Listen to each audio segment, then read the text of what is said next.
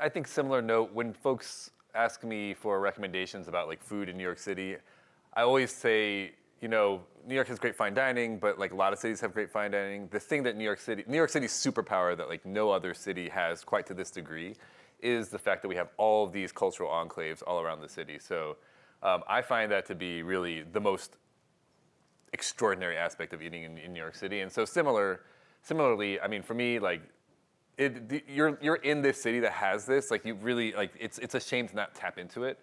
And so yeah, going into different neighborhoods, going for walks and like just let your like senses guide you.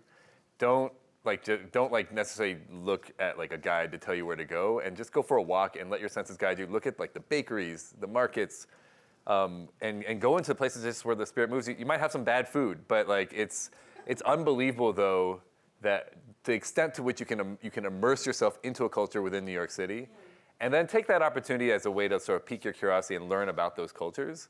And I do think that, and look, this is my bias, and maybe it's combining hope with a prediction, but like I hope that food content is going to ever move in a more meaningful direction. And for that to happen, I think people have to become ever more fluent in understanding how cultures translate themselves into food. And the more cultures that you start sort of like understanding that about, then the more you kind of start seeing the sort of matrix, you know what I mean? And so I think it's just a really good exercise, and New York City is just like such a wonderful place for it.